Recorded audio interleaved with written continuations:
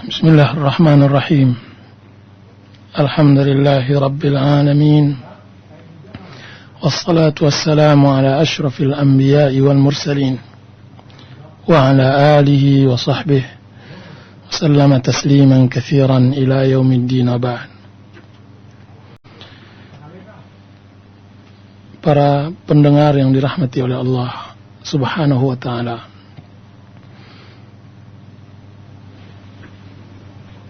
kebesaran Rasulullah sallallahu alaihi wasallam dalam mendidik sahabat-sahabatnya kita akan temukan di dalam kondisi dan suasana yang terjadi antara Rasulullah sallallahu alaihi wasallam dan para sahabatnya. Di antara kejadian yang menakjubkan dari lembaran sejarah hidup Rasulullah SAW bersama persahabatnya adalah Perang Hunain, yang juga dikenal dengan Perang Hawazin. Bahkan sempat pula turun ayat Al-Quran menerangkan tentang peperangan tersebut, yaitu ketika Rasulullah SAW diberikan nikmat oleh Allah tentang penaklukan kota Mekkah. Kota Mekkah ditaklukkan atas nikmat Allah Azza wa Jalla. Rasulullah SAW bersujud syukur kepada Allah. Kemudian disuruh Bilal azan, maka beliau azan. Dikumpulkan semua sahabat, semua orang-orang Quraisy yang masih dalam keadaan musyrik. Dia yang mengatakan, "Ya ma'syara Quraisy, madza tadhunnun anni fa'ilun bikum?" Apa gerangan menurut kalian apa yang aku perbuat terhadap kalian? Orang-orang Quraisy yang dahulunya mengusir Rasulullah sallallahu alaihi wasallam, mencelanya, mencacinya, mengusir para sahabat-sahabatnya tertunduk, yang hanya mereka bisa ucapkan adalah akhun karim wa ibnu akhin karim. Engkau adalah saudara kami yang mulia wahai Muhammad, dan engkau adalah anak saudara kami yang mulia. Dijawab oleh Rasulullah SAW ucapan tersebut dengan ucapannya yang sangat masyhur di pendengaran puluhan ribu orang Quraisy dan 10.000 sahabat Rasulullah sallallahu alaihi wasallam. Idhabu fa antumut tulaqa. Idhabu fa antumut tulaqa. Pulanglah kalian, sesungguhnya kalian telah merdeka. Sesungguhnya kalian telah merdeka. Para pendengar yang dirahmati oleh Allah Subhanahu wa ta'ala, begitu kemenangan itu disebut di dalam Al-Quran sebagai Fathun Mubinah, kemenangan yang nyata. Bergembiralah kaum muslimin dan bersedihlah orang-orang kufar dan musyrikin. Larilah yang lari. Di antara yang lari adalah Ikrimah bin Abi Jahal yang masih dalam keadaan musyrik, tidak kuat melihat kejatuhan kota Mekkah dipegang oleh musuhnya, yaitu Muhammad Rasulullah SAW. Setelah berapa hari dan berapa waktu Rasulullah SAW merapikan kota Mekkah dari kesyirikan dan semacamnya, Rasulullah SAW mengajak para sahabatnya untuk melanjutkan peperangan, yaitu suku Hunain, peperangan Hunain yang berada antara Makkah dengan Taif. Peperangan tersebut peperangan yang sangat luar biasa, karena orang-orang Hawazin adalah orang-orang pemberani dan ahli pemanah. Dan waktu itu sahabat-sahabat Rasulullah SAW berangkat dalam jumlah yang tidak sedikit, sehingga salah seorang dari yang baru masuk Islam mengatakan, wallahi lan naghliba min qillah, demi Allah kita tidak akan terkalahkan karena sedikitnya kita. Begitu mereka ucapkan. Dan sisanya adalah sahabat-sahabat Rasulullah SAW dari kalangan Ansar dan Muhajirin. 2.000 dari orang-orang mu'allaf dan 10.000 dari orang-orang Ansar dan Muhajirin. Dalam perjalanan tersebut terjadi hal-hal karena sebab mereka adalah orang-orang yang baru masuk Islam. Di antaranya mereka meminta kepada Rasulullah SAW, orang-orang mu'allaf tersebut, untuk dicarikan zatu anwad, pohon zatu anwad, yaitu pohon yang diagungkan oleh orang-orang Quraisy. Apa kata mereka? Ya Rasulullah, ij'al lana zatu anwad kama lahum zatu anwad. Ya Rasulullah, jadikanlah bagi kami zatu anwad, pohon yang jadikan penggantung pedang mereka, supaya mereka mengambil berkah dari pedang tersebut sebagaimana orang-orang Quraisy memiliki zatu anwad. Maka Rasulullah SAW marah. Tidak lagi teringat bahwa mereka, tidak lagi terpikirkan bahwa yang berbicara tersebut adalah orang awam yang baru masuk Islam, karena ini adalah mengenai masalah akidah dan tauhid. Apa kata Rasulullah SAW? Allahu Akbar, Allahu Akbar, sungguh kalian telah mengucapkan sebagaimana ucapan Bani Israel kepada Musa, ij'al lana alihah kama lahum alihah, carikan kami Tuhan sebagaimana mereka Tuhan. Itulah perjalanan sahabat Rasulullah SAW yang baru masuk Islam dengan orang-orang Muhajirin dan Ansar. Dan orang-orang Hawazin sudah mempersiapkan peperangan tersebut dengan membawa segala perbendaharaan harta mereka dan anak istri mereka, dengan harapan jika seandainya seseorang dari mereka berperang, di belakangnya harta dan anak mereka, maka mereka hanya bertujuan dua, menang atau kematian. Mempertahankan akidah yang mereka jalankan, akidah kesyirikan dan kehidupan dunia yang fana, atau mereka mengantarkan ajal mereka di dalam peperangan tersebut. Berarti peperangan ini sangat luar biasa. Yang terjadi adalah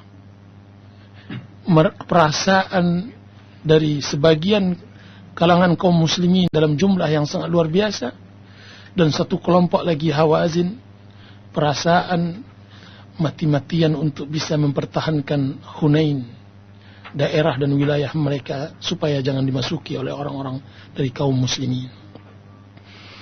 Maka terjadilah peperangan, dan mereka memang ahli memanah. Dalam gebrakan pertama kaum muslimin terpukul mundur dan kocar-kacir dan porak-poranda. Dan yang menambah porak-poranda tersebut adalah kedangkalan iman sahabat-sahabat yang baru masuk Islam dari orang-orang Quraisy yang telah diampunkan oleh Rasulullah SAW. Sehingga tidak ada jalan lain kecuali Rasulullah SAW maju ke depan, dan dia berucapkan, ana nabiyyu, ana ibnu Abdul Muttalib, ana nabiyyu la kadhib, ana ibnu Abdul Muttalib.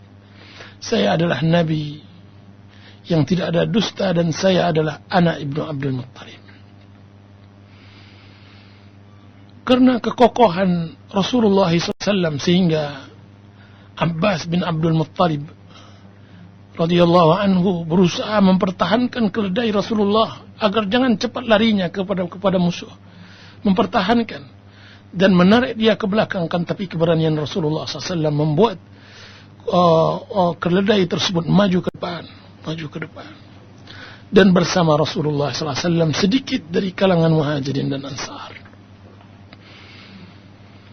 Ketika tahu banyak yang kocar-kacir, banyak yang lari dari kalangan kaum muslimin, dan yang mengeliputi Rasulullah SAW hanya jumlah kecil, maka salah seorang sahabat Rasulullah SAW mengatakan, "Wahai fulan," kepada Abbas bin Abdul Muttalib, dan Abbas mempunyai suara yang keras. "Wahai Abbas, panggil kaum muslimin, panggil orang-orang Ansar." Dan waktu itulah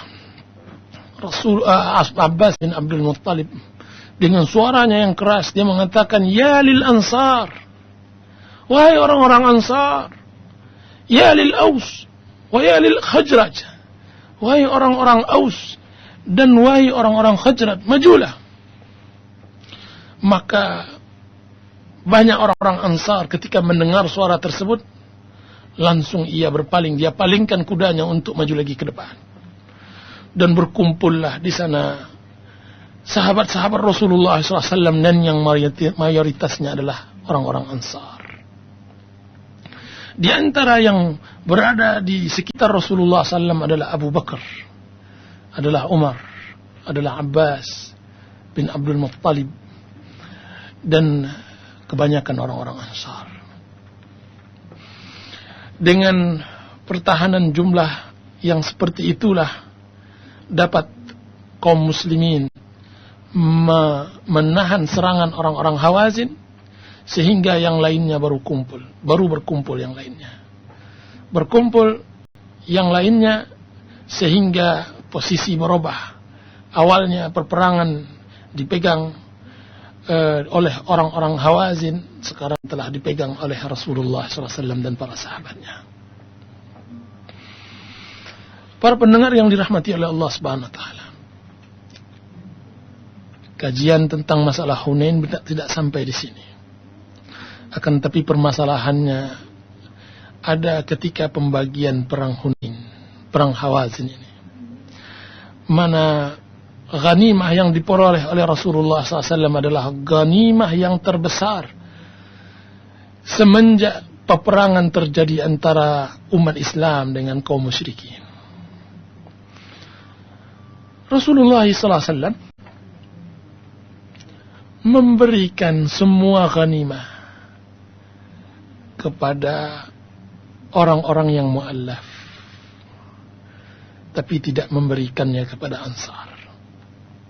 Semuanya diberikan kepada orang-orang yang lari, orang-orang yang ikut andil membuat kacau balau kalangan kaum muslimin, lari, tapi tidak diberikan oleh Ansar.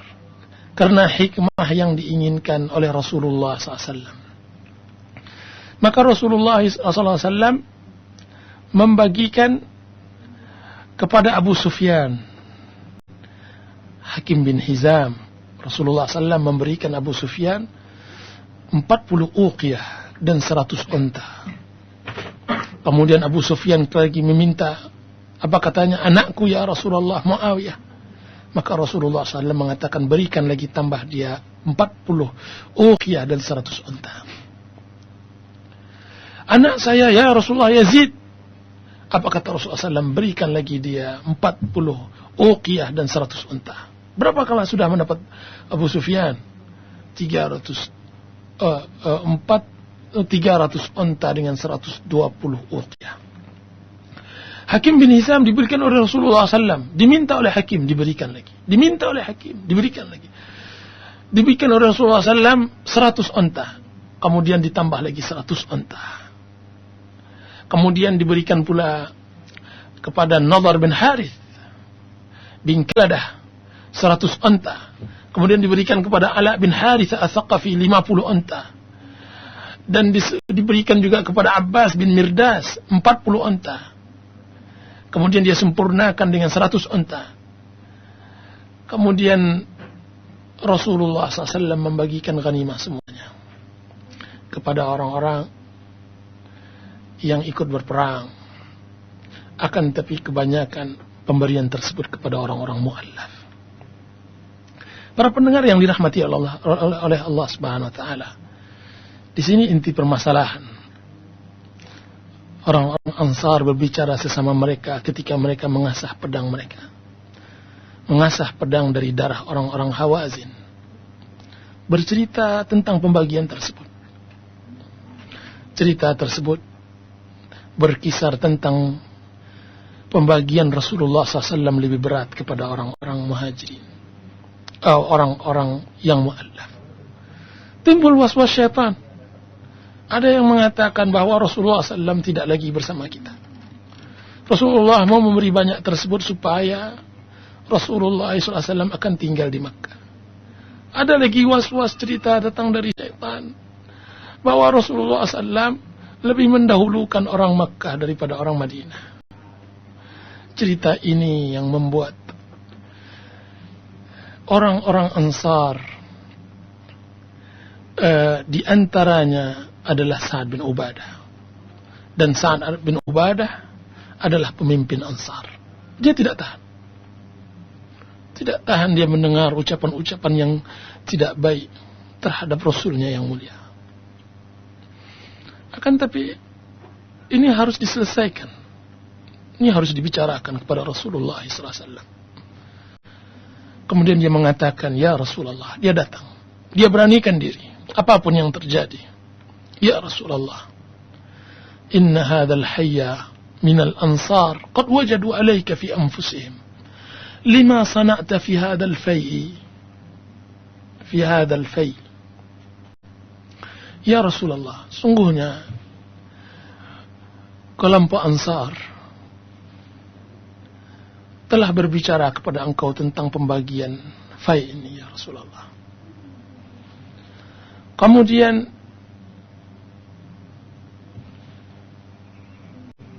mereka menyatakan bahwa mereka tidak mendapatkan sesuatu. Jadi ini terus terang Sa'ad bin Ubadah kepada Rasulullah. Mereka berbicara kepada engkau, aku tidak tahan. Saya tidak tahan ya Rasulullah mendengarnya. Saya tidak tahu. Apa kata Rasulullah SAW kepada Sa'ad bin Ubadah? Wahai Sa'ad, di mana posisi engkau? Sa'ad bin Ubadah ditanya oleh Rasulullah SAW, di mana posisi engkau? Apakah engkau menyetujui pembagian tersebut atau engkau menyetujui apa yang dirasakan oleh orang-orang Ansar? Disinilah kelebihan orang-orang Arab. Sa'ad bin Ubadah, dia mengatakan, ya Rasulullah, innama ana min qaumi. Ya Rasulullah, sungguhnya aku adalah bagian dari kaumku. Sebuah kejujuran yang sangat luar biasa. Ya Rasulullah, sehebat apapun yang terjadi, kayaknya apa yang disampaikan oleh kaumku ada alasan yang benar juga. Apa kata Rasulullah SAW? Kalau begitu kumpulkan orang-orang Ansar wahai Sa'ad. Kumpulkan mereka dalam sebuah tempat. Jangan biarkan ada orang muhajirin untuk masuk ke dalam tempat tersebut. Saya ingin berbicara dengan orang Ansar. Maka dikumpulkan oleh Sa'ad bin Ubadah, para pendengar yang dirahmati oleh Allah Subhanahu wa taala. Dikumpulkan orang-orang Ansar di sebuah kemah yang besar. Datang orang-orang muhajirin hendak duduk, disuruh dikeluarkan, tidak dibenarkan untuk duduk. Pertemuan ini khusus untuk orang-orang Ansar. Kemudian para pendengar yang dirahmati oleh Allah Subhanahu wa taala, ketika telah berkumpul semua orang-orang Ansar, datanglah Sa'ad bin Ubadah memanggil Rasulullah SAW. Ya Rasulullah, semuanya telah beres, semuanya telah terkumpul, maka mohon engkau hadir. Maka datanglah Rasulullah SAW berdiri di hadapan mereka semua, dan dia mengatakan, setelah memuji Allah dan setelah mengucapkan puja-puji dan salawat terhadap dirinya, kemudian dia mengatakan, ya ma'syaral ansar, maqalatun balagatni ankum wajidatun wajadtumuha fi anfusikum. Wahai sekalian Ansar, apa ucapan yang telah sampai kepadaku, dan kemarahan apa pula yang kalian temukan terhadap diriku? Itu kata Rasulullah. Rasulullah menanyakan hal itu. Apa ada suara-suara yang tidak baik terdengar olehku? Apa pula itu? Ketidakpuasan apa yang ada pada diri kalian? Apa ucapan desas-desus yang telah sampai kepada saya dari kalian? Wahai Ansar, alam atikum dullalan fahadakumullahu bi. Bukankah aku datang dahulunya kepada kalian dalam keadaan sesat, kemudian Allah berikan hidayah melaluiku. Wa alatan fa'aghnakumullahu bi. Bukankah aku datang kepada kalian dalam keadaan fakir, kemudian Allah kayakan kalian melalui perantaraanku. Wa a'daan fa'allafallahu baina qulubikum. Bukankah aku temukan kalian dalam keadaan berpecah belah dan bermusuhan, kemudian Allah Subhanahu wa taala persatukan kalian melalui perantaraanku. Begitu Rasulullah SAW mengatakan kepada Ansar. Wahai Ansar, bukankah selama ini kalian dalam keadaan berpecah belah? Aus dan Khazraj tidak pernah berhenti berperang, hanya permasalahan yang hina. Kemudian datang aku, melalui aku pula kalian bersatu di atas atap yang sama, di atas akidah yang sama dan semacamnya. Jawablah semuanya. Ala tujibuni ya ma'syaral ansar. Jawablah. Rasulullah SAW meminta jawaban dari Ansar. Dan ini luar biasa. Siapa pula yang berani menatap wajah Rasulullah SAW sedangkan Rasulullah SAW dalam mempertanyakan hal itu?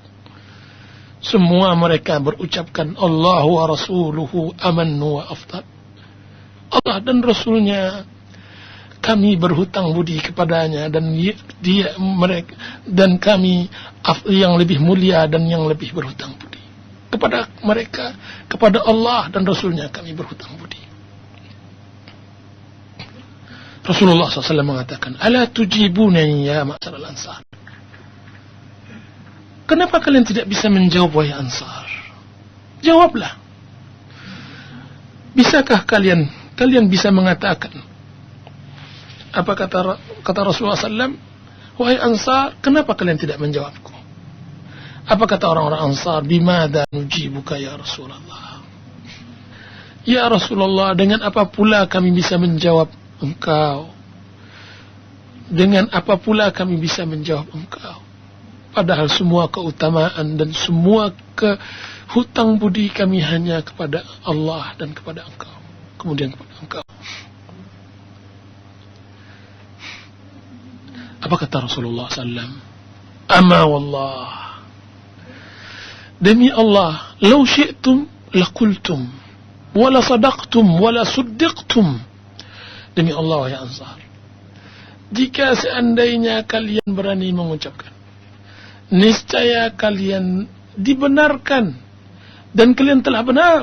Tidak bohong kalian itu. Kalau kalian ucapkan apa yang kami ucapkan itu ya Rasulullah, kalian bisa ucapkan ataitana mukazzaban fasaddaqna.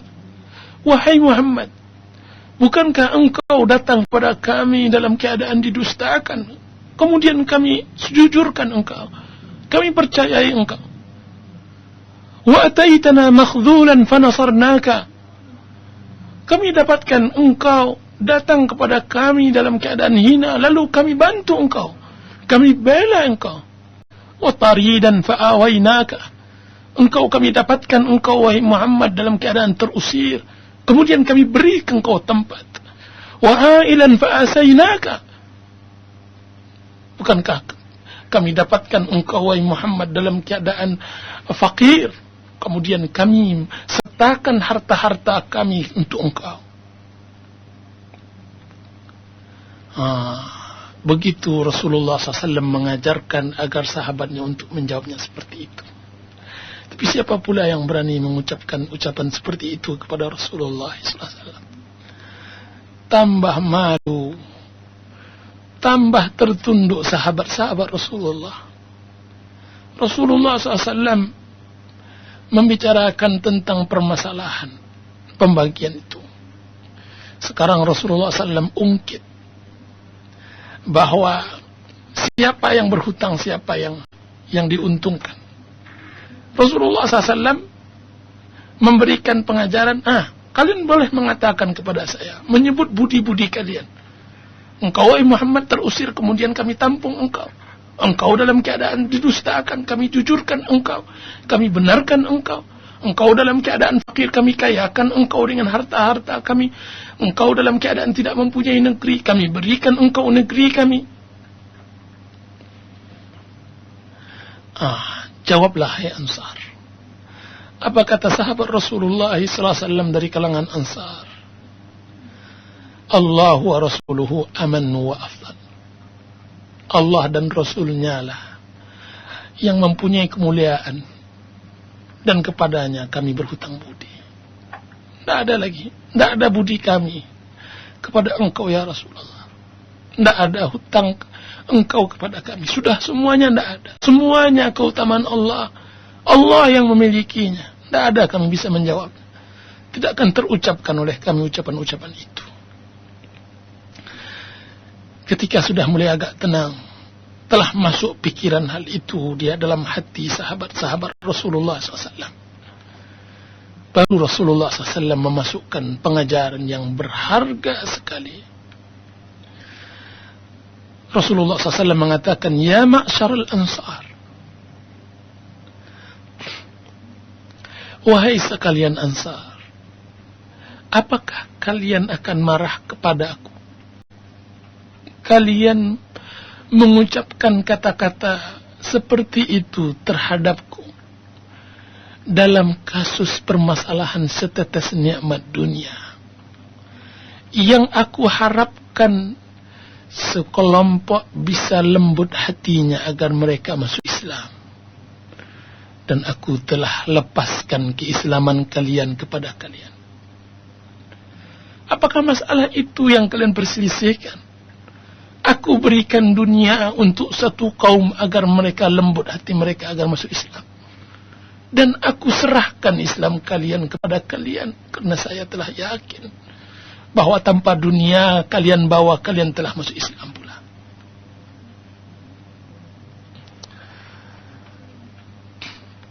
Mengena ucapan Rasulullah SAW kepada Ansar itu. Seakan-akan Rasulullah SAW mengatakan, perjuangan kita wahai Ansar selama ini apakah atas dunia? Apakah pernah saya menjanjikan kepada kalian untuk mendapatkan dan menikmati dunia? Apakah selama ini saya mengajarkan kalian yaitu berebut tentang dunia sehingga kalian mempermasalahkannya? Demi Allah, wahai Ansar, ala tardawna ayyadhaban nasu bisyai wal ba'ir wa tarji'una bi Rasulillahi sallallahu alaihi wasallam bila riharikum. Apa kata Rasulullah SAW setelah pula tambah tunduk hati mereka? Apa kata Rasulullah SAW? Wahai sekalian Ansar, tidak relakah kalian semua orang membawa onta dan kambingnya, sedangkan kalian pulang membawa Rasulullah sallallahu alaihi wasallam? Maukah kalian membawa Rasulullah sedangkan orang membawa onta dan kambingnya? Atau kalian mau sebaliknya? Kalian hendak membawa dunia dan kalian tinggalkan Rasulullah? Demi Allah, wahai Ansar, demi zat yang diriku, yang diri Muhammad berada di tangannya, demi Allah, sesungguhnya apa yang kalian bawa pulang jauh lebih baik dari apa yang mereka bawa pulang. Masuk kaji itu di dalam hati sahabat-sahabat Rasulullah. Benarlah. Berapalah harga onta dan kambing peperangan Hunain itu dibandingkan dengan Rasulullah SAW? Atau memang iman sudah tidak ada? Atau memang akidah sudah habis? Atau keyakinan kepada akhirat sudah tiada?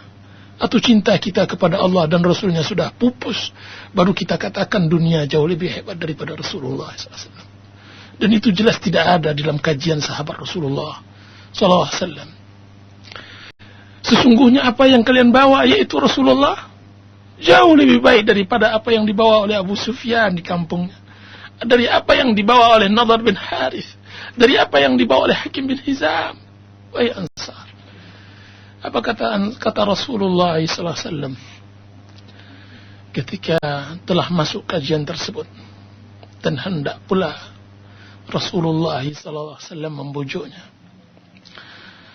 Hendaklah kalian ketahui, Ansar, kalaulah bukan karena hijrah, niscaya aku adalah orang Ansar. Hendaklah kalian ketahui pula, jika seandainya semua manusia meniti sebuah jalan, dan Ansar meniti sebuah jalan, niscaya saya akan meniti jalan Ansar. Ketahuilah, wahai Ansar, sesungguhnya kalian adalah lambang, dan manusia lainnya adalah selimutnya. Kemudian ditutup oleh Rasulullah SAW ceramahnya itu, ya Allah, beri rahmat Ansar, dan beri rahmat anak-anak Ansar, dan beri rahmat anak dari anak-anak Ansar. Doa yang mereka dapatkan dari Rasulullah SAW jauh lebih baik daripada uang, uqiyah, dan onta, walaupun jumlahnya ratusan. Dari itu semua, orang tua di kalangan Ansar, anak mudanya, yang besar maupun yang kecil, tidak dapat menahan air mata, kecuali semuanya menangis di dalam pertemuan tersebut. Menangis di dalam pertemuan tersebut. Bagaimana tidak? Telah jelas sekarang permasalahannya. Rasulullah SAW membagikan harta itu untuk mentaklif, membuat lembut hati satu kaum, dan telah mewakilkan dan telah mempercayakan orang-orang Ansar tentang keislaman mereka kepada mereka. Orang Ansar tidak sama dengan orang yang baru masuk Islam. Orang yang baru masuk Islam, Islamnya karena ghanimah yang diberikan oleh Rasulullah. Sedangkan Ansar, mereka sendiri telah diberikan oleh Rasulullah SAW kepercayaan. Dan yang kedua, mereka pulang bersama Rasulullah. Tidak ada lagi syak keraguan bahwa Rasulullah SAW akan tinggal di Makkah. Tidak ada. Mereka akan membawa Rasulullah SAW. Siapa pula yang tidak bahagia bersama Rasulullah SAW? Biarlah, tinggallah seluruh dunia. Lencur leburlah seluruh alam, asal dia bersama Rasulullah SAW. Semua musibah tidak ada apa-apanya selagi Rasulullah SAW tidak mendapatkan musibah. Itu yang diucapkan oleh seorang wanita Ansar. Semua musibah tidak ada apa-apanya jika seandainya Rasulullah SAW sehat walafiat. Yang ketiga, mereka paham bahwa Rasulullah SAW mendoakan mereka, mendoakan anak keturunan mereka, dan mendoakan generasi-generasi berikutnya. Apalagi yang diharapkan oleh Ansar, kecuali dari doa itu. Allah merahmati Ansar dan anak keturunan Ansar. Turun-temurun mereka mendapatkan keberkahan. Dan itu adalah wasiat Rasulullah SAW dan wasiat para khulafa'ur rasyidin. Umar bin Khattab ketika beliau meninggal syahid, ketika ia ditusuk, dibunuh oleh orang Majusi tersebut, dia kewasiatkan, hendaklah kalian mengasihi Ansar, hendaklah kalian merahmatinya. Sungguh mereka telah berjuang, sungguh mereka telah berjuang. Hendaklah kalian hormati yang tua di kalangan mereka dan memaafkan yang salah di kalangan mereka. Tahukah para pendengar, wasiat Umar tersebut diambil dari sabda Rasulullah SAW ini. Rasulullah SAW merahmatinya. Itu wasiat turun-temurun untuk Ansar. Para pendengar yang dirahmati oleh Allah Subhanahu Wa Taala. Maka setelah kejadian tersebut, Rasulullah sallallahu alaihi wasallam sering mewasiatkan Ansar untuk bersabar terhadap kehidupan dunia. Sebagaimana di dalam hadisnya yang lain beliau mengatakan, innakum satalqauni ba'di athara. Sesungguhnya kalian akan dapatkan nanti setelahku perlombaan orang atas dunia. Maka fasbiru hatta talqauni alal haud. Maka hendaklah kalian wahai Ansar bersabar sampai kalian nanti bertemu denganku di telaga. Allahu Akbar. Sampai kalian nanti bertemu denganku di telaga Kautsar. Itu wasiat Rasulullah SAW kepada Ansar. Dan wasiat itu pula yang dijalankannya ketika Rasulullah SAW wafat. Mereka berada di Thaqib Bani Sa'idah. Telah berkumpul semua Ansar. Datanglah Abu Bakar dan Umar. Di dalam itu berkatalah Hanzalah. Hanzalah mengatakan bahwa orang Quraisy memiliki amir dan Ansar memiliki amir. Itu kata Hanzalah. Dan waktu itu sudah mulai kukuh penegasan itu. Datanglah Abu Bakar mengabarkan bahwa kepemimpinan hanya milik orang-orang Quraisy, tidak untuk Ansar. Apa kata Abu Bakar? Sesungguhnya Quraisy lah khulafa dan kalian adalah wuzara. Quraisy adalah khalifah. Kalian dan orang Ansar adalah penasehatnya. Ucapan itu jika seandainya tidak dibangun di atas keimanan yang kokoh, mereka akan memberontak. Mereka tidak akan terima. Mereka akan sampaikan, itu ucapan engkau wahai Abu Bakar. Kami tidak terima itu. Tapi kenapa mereka menerimanya dengan lapang dada? Memberikan kekuasaan kepada orang-orang Quraisy. Karena mereka telah mendapatkan pengajaran yang sangat berharga di perang Hunain ini. Karena mereka berjuang untuk Islam bukan untuk mendapatkan khilafah. Mereka berjuang untuk Islam bukan untuk memperebutkan dunia. Mereka berjuang untuk Islam bukan untuk nama. Tapi mereka berjuang untuk Islam untuk Allah Azza wa Jalla dan untuk akhirat. Maka mereka serahkan kekuasaan kepada Quraisy. Mereka baiat semuanya kepada Abu Bakar, kemudian kepada Umar, kemudian kepada Utsman, dan kemudian kepada Ali dan seluruh orang-orang Quraisy setelah mereka dari Bani Abbasiyah atau sebelumnya Bani Umayyah.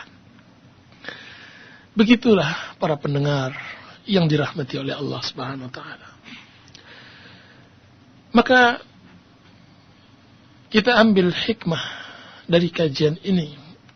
Dan dia hikmah yang sangat luar biasa. Banyak faedah yang kita dapat. Di antaranya, jika seandainya Anda berbuat untuk Islam, maka jangan niatkan untuk dunia. Tapi niatkan untuk akhirat.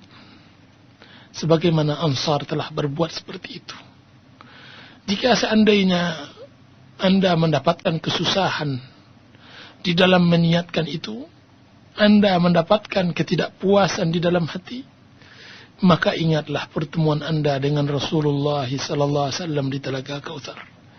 Bersabarlah, isbir hatta talqauni alal haud. Bersabarlah engkau sampai engkau bertemu dengan Rasulullah sallallahu alaihi wasallam di telaga.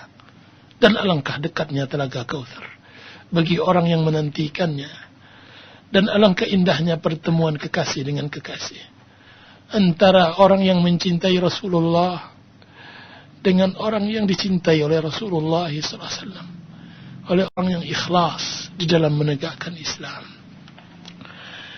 Faedah yang berikutnya, bahwa kekekalan dan abadi adalah orang yang ikhlas kepada Allah Azza wa Jalla. Sedangkan fana bagi orang-orang yang tidak ikhlas. Lihatlah, mana unta yang dibawa oleh Muawiyah, oleh Abu Sufyan, mana unta yang dibawa oleh Hakim bin Hizam, mana unta yang dibawa oleh Nadar bin Harith.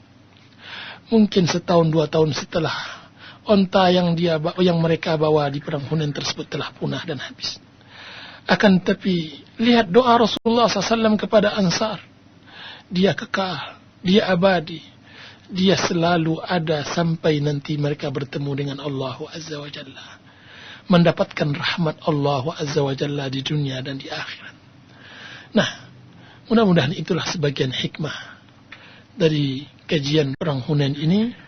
Saya rasa cukup sampai di sini. Wassallallahu ala nabiyyina Muhammadin wa ala alihi wa sahbihi wasallam. Wassalamualaikum warahmatullahi wabarakatuh. Waalaikumsalam warahmatullahi wabarakatuh. Pendengar ujian yang dimuliakan Allah Subhanahu wa taala. Demikian sejarah dan hikmah atau kisah dari perang Hunain yang disampaikan oleh Al-Ustaz Arman Halim Narafudhahullah taala, yang memberikan penjelasan dan keterangan kepada kita betapa para sahabat ridwanullah alaihim ajmain sangat cintanya kepada Rasulullah dan sangat kuatnya berpegang teguh kepada sunnah Rasulullah sallallahu alaihi wasallam dan membela beliau dengan sepenuh jiwa dan raganya. Dan untuk selanjutnya akan kita berikan kesempatan bagi antum yang mungkin ingin bertanya perihal kisah perang Hunain dan hikmah yang bisa diambil daripada kisah ini di line telepon 8236543 atau di line SMS di 0888763110. Dan juga bagi pendengar yang menyimak melalui internet, antum bisa melayangkan pertanyaannya juga dengan chatting di alamat Roja. Dan selanjutnya kita akan angkat penelpon pertama. Assalamualaikum. Waalaikumsalam warahmatullahi wabarakatuh. Dari mana Umi? Dari Ibu Nani, Pak. Oh iya, silakan di Depok ya. Iya, Assalamualaikum Ustaz. Waalaikumsalam. Saya mau menanyakan begini Ustaz. Sekarang Rasulullah kan sudah tidak ada ya. Kita menuntut ilmu dari ulama. Bagaimana caranya agar kita bisa sikoh ya dan wala kepada ulama tersebut? Karena kalau ulama kan bisa jadi mereka ada salah atau bisa benar bisa salah. Dan apakah syubhat yang seperti tadi itu boleh ditanyakan untuk menghilangkan keraguan-raguan kita?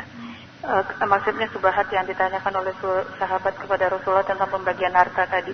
Itu aja. Assalamualaikum warahmatullahi wabarakatuh. Waalaikumsalam warahmatullahi wabarakatuh. Ya, pertama bahwa thiqah, mempercayai ulama adalah salah satu hal yang ditanamkan di dalam Islam. Karena kalau seandainya kita tidak mempercayai ulama sebagai penyambung lidah Rasulullah SAW, maka siapa lagi yang akan kita percayai? Kalaulah tidak dengan ulama, niscaya kita tidak tahu kebenaran dan semacamnya. Akan tetapi antara thiqah, mempercayai para ulama dan mengambil ilmu darinya, bukan berarti pula ulama itu maksum, terlepas dari kesalahan.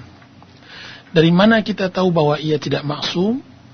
Yaitu karena dia manusia. Dan yang kedua, tentu kesalahan tersebut bisa kita teliti dan kita lihat jika seandainya ucapan atau perkataan ulama tersebut bertentangan dengan Al-Quran dan Hadis.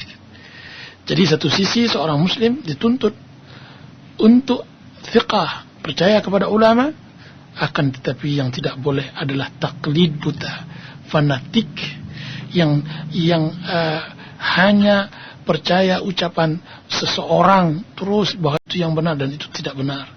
Kita boleh fanatik hanya kepada Al-Quran dan Hadis, dan kita boleh ta'assub hanya kepada Allah dan Rasulnya. Kepada ulama hanya sarana untuk menyampaikan din, dan kita harus percayai. Akan tapi bersamaan dengan itu kita tidak maksumkan, kita tidak katakan bahwa ia terlepas dari kesalahan, tidak. Ya begitulah, mudah-mudahan yang bisa saya pahami. Wallahu ta'ala alam. Baik, untuk selanjutnya kita angkat penelpon yang kedua. Assalamualaikum. Waalaikumsalam warahmatullahi wabarakatuh. Dari mana Umi? Ini dari Uminya Abdullah. Di mana? Di perumahan Villa Mutiara. Oh iya, silakan. Assalamualaikum Ustaz. Waalaikumsalam. Ini saya mau tanya masalah zuhud. Tadi kan Rasulullah kan memberikan penerangan masalah harta rampasan perang kepada kaum Ansor, bahwa lebih baik membawa pulang Rasulullah daripada membelah harta rampasan perang. Kalau pernyataan Rasulullah itu saya yakini seperti ini, Ustaz. Tolong kalau misalnya saya salah, tolong dibenarkan. Saya zuhud dengan dunia, insya Allah. Insyaallah. Iya. Apabila suami saya berlaku tidak adil terhadap istri-istrinya gitu, karena saya istri pertamanya. Lalu saya meyakini pada diri saya bahwa oh ya, walaupun suami saya tidak adil dalam pembagian harta, saya ikhlas dan ridho, tapi saya lebih ridho kalau Allah meridhoi bahwa kezuhudan saya ini, keimanan saya ini kepada dan ketakwaan saya ini lebih saya utamakan daripada harta itu. Itu yang pertama. Dan yang kedua, bahwa apa yang ada pada diri saya, keimanan saya mungkin tidak ada pada keimanan pada istri yang kedua atau yang ketiga. Apakah pernyataan seperti itu dibenarkan? Tolong penjelasannya. Assalamualaikum warahmatullahi wabarakatuh. Waalaikumsalam warahmatullahi wabarakatuh. Yang pertama, kita hendaklah berhusnuzan terhadap saudara kita sesama muslimah dan membawa semua permasalahan itu kepada sesuatu yang baik. Dan juga yang dilarang di dalam Islam mensucikan diri, menganggap diri kita lebih baik dari diri madu kita atau semacamnya. Itu juga tidak boleh. Fala tuzakku anfusakum huwa a'lamu biman ittaqa. Janganlah sucikan diri kalian. Dialah Allah Subhanahu wa taala yang mengetahui siapa yang bertakwa. Karena hidup tidak di tangan kita. Kita tidak tahu. Allah yang membolak-balikkan hati. Ya muqallibal qulub, tsabbit qulubana ala din. Hari ini kita bisa bertakwa, tapi siapa yang menjamin kita bisa bertakwa untuk ke depan? Dan semacamnya. Maka hendaklah kita berhusnuzan kepada saudara kita sesama muslim, dan jangan pernah menganggap diri kita lebih baik daripada orang lain, karena ini adalah sarana tunggangan syaitan untuk menjatuhkan kita ke dalam dosa yang lebih besar. Ini yang pertama. Dan yang kedua, keredaan ibu dalam pembagian suami tersebut. Mudah-mudahan Allah Subhanahu wa taala memberikan ganjaran, memberikan pahala yang besar. Mudah-mudahan hal itu Allah gantikan lebih baik daripada apa yang kita perjuangkan dan kita rasakan. Rasulullah SAW mengatakan, man taraka syai'an lillah awadahu Allah khairan min. Barang siapa yang meninggalkan sesuatu karena Allah, Allah akan gantikan lebih baik dari itu. Akan tapi bersamaan dengan itu, tidak salahnya juga ibu minta keadilan kepada suami, karena membagi harta dengan tidak adil oleh suami adalah sebuah kezaliman, dan membiarkan kezaliman adalah sebuah kesalahan. Jadi harus juga kita sabarkan, kita sampaikan, mungkin melalui kita langsung atau melalui perantara atau bagaimana caranya, agar suami bersikap adil. Karena kita tidak mau nanti kita mendapatkan suami yang miring jalannya nanti di akhirat. Orang yang tidak berlaku adil kepada suaminya, seistrinya, itu akan berjalan miring nanti di akhirat, tidak sempurna. Nah, dalam rangka nasihat kepada itu hamba Allah, kita juga harus menyampaikan hal itu kepada suami, tidak diam, dan tidak cukup dengan redha saja. Redha, ya, akan tapi bersamaan dengan itu kita mulai juga perbaiki suami kita kepada yang lebih baik. Ya Allah Ta'ala. Kita angkat pertemuan kembali. Assalamualaikum. Waalaikumsalam warahmatullahi wabarakatuh. Dari mana Umi? Umi Ofa di Cako. Oh, iya. Silakan. Ini mau nanya ini Ustaz, kalau arisan itu dan asuransi itu sesuai syar'i enggak ya Ustaz? Jazakallahu Ustaz. Assalamualaikum. Assalamualaikum warahmatullahi wabarakatuh. Ini dibahas saja nanti di dalam pembahasan fikih, insyaallah taala. Nanti dijawab oleh Ustaznya. Baik, untuk selanjutnya akan kita angkat pertanyaan dari pesan singkat dari Andi Maulana di Bekasi.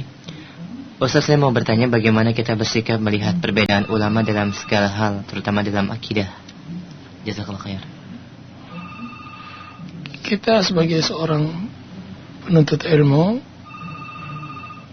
bersikap bahwa pertama kita harus berpegang teguh dengan Al-Quran dan Sunnah.